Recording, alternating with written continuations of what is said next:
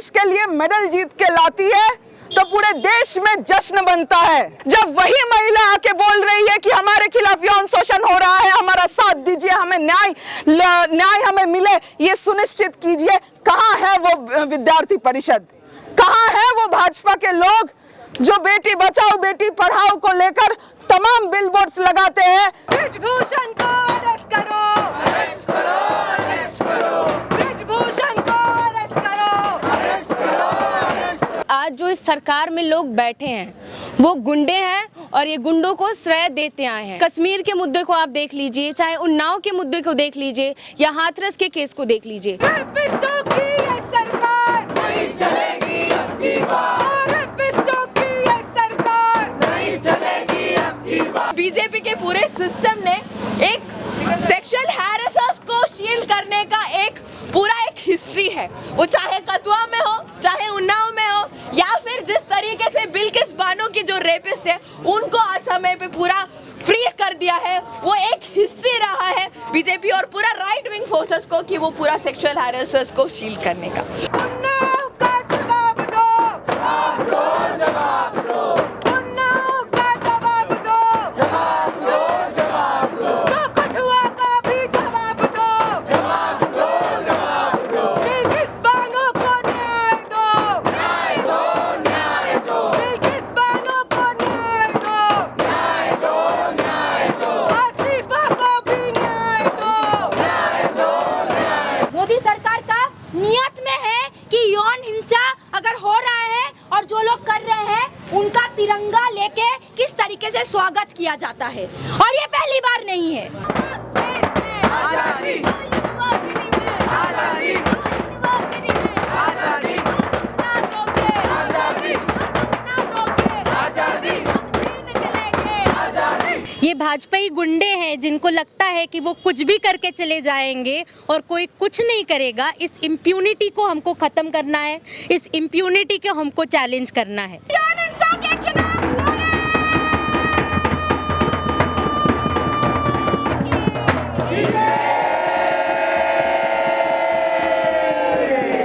हम सभी को पता है कि 3 महीने पहले यही सारे रेसलर्स जंतर मंतर के अंदर प्रोटेस्ट में बैठे थे और बीजेपी के सरकार उनके सामने एक लॉलीपॉप दिखा के एक कमेटी का फॉर्मेशन करते हैं कि नहीं नहीं आप लोग शांत हो जाइए, ऐसा कुछ नहीं है, हम लोग कमेटी के तरीके से कमेटी के तहत से जो भी न्याय होगा आप लोगों को देंगे। लेकिन 3 महीने बाद जिस चीज को अपॉलिटिकल रखने की कोशिश किया जा रहा था, जिस चीज को बोला जा रहा था कि ये लड़कियों के साथ जो भी घटना हुई है ये घटना गलत है, चाहे वो पीटी उषा हो, चाहे वो तमाम सारे अनुराग ठाकुर हो, जो लोग स्पोर्ट्स फेडरेशन के जितने भी भाजपा के लोग हैं वो लोग जिस तरीके से ढकने की कोशिश कर रहे थे वो आज हमारे सामने साफ तरीके से है कि बीजेपी का, आरएसएस का और इस सरकार का, मोदी सरकार का नियत में है कि यौन हिंसा अगर हो रहा है और जो लोग कर रहे हैं उनका तिरंगा लेके किस तरीके से स्वागत किया जाता है, और ये पहली बार नहीं है। कश्मीर के मुद्दे को आप देख लीजिए, चाहे उन्नाव के मुद्दे को देख लीजिए या हाथरस के केस को देख लीजिए, कैसे एक छोटी सी बच्ची का रेप करके और वो जब रेप करते हैं तो उनको सील्ड करने के लिए ये बीजेपी सरकार कश्मीर में तिरंगा यात्रा निकालती है। कितनी ये शर्म की बात है कि इस देश में महिलाएं आज सुरक्षित नहीं हैं। जो महिलाएं इस देश के लिए लड़ भीड़ के आगे आती हैं, समाज से लड़ के आगे आती हैं और इस देश के लिए मेडल लेके आती हैं, उन महिलाओं को आज ये सरकार सड़क पे उतार के बैठाया हुआ है। वो इस चिलचिलाती धूप में, इस गर्मी में सड़क पे बैठी हुई हैं सिर्फ किस लिए? ताकि उनको न्याय मिल सके। अगर इतनी बड़ी हस्तियों जो देश में इतनी मशहूर हैं उनके साथ अगर ऐसा हो सकता है तो आप सोच सकते हैं कि जो पिछड़ी महिलाएं हैं, जो दलित हैं, उनके साथ क्या होता होगा। और हमारे सामने कभी खुल के आया नहीं है। एक दो मुद्दा अगर आता भी है तो उसको ये बीजेपी सरकार है वो उसको सील्ड करके, उसको किस तरीके से दबा करके और उन सर्वाइवर के साथ अन्याय करती है। हमने ये देखा कि किस तरीके से पिछले साल हमारे देश में हिजाब पहनने पे बहुत सारे स्टूडेंट्स का जो है राइट टू एजुकेशन रोका गया था। वही सरकार जो बेटी बचाओ बेटी पढ़ाओ बोलता है, वही सरकार ने बहुत सारे फीमेल स्टूडेंट्स का एजुकेशन रोक करने की कोशिश किया। फिर से भारत के रेसलर सड़कों पे बैठे हैं न्याय मांगने के लिए। इस देश का कानून बोलता है कि अगर कोई मोलेस्टेशन का केस होता है, रेप का केस होता है, तो उस पे एफआईआर करना है पुलिस स्टेशन को। लेकिन हम देखते हैं कि ये रेसलर्स जब कनॉट प्लेस पुलिस स्टेशन जाते हैं तो कंप्लेन देते हैं, उस कंप्लेन को एफआईआर में तब्दील अभी तक नहीं किया गया है। ये कौन सा कानून है जो बोलता है कि अगर महिलाएं आएगी कंप्लेन देने के लिए, अगर कंप्लेन अगर भाजपा के लीडर्स के खिलाफ है तो वो एफआईआर में तब्दील नहीं होगा। ये भाजपाई गुंडे हैं जिनको लगता है कि वो कुछ भी करके चले जाएंगे और कोई कुछ नहीं करेगा। इस इम्प्यूनिटी को हमको ख़त्म करना है, इस इम्प्यूनिटी को हमको चैलेंज करना है। जो फेमिनिस्ट मूवमेंट है उसका एक जो स्लोगन है या एक जो कोट है कि we don't ask any favour for our sex, all we ask of our brethren is that they take their feet off our neck.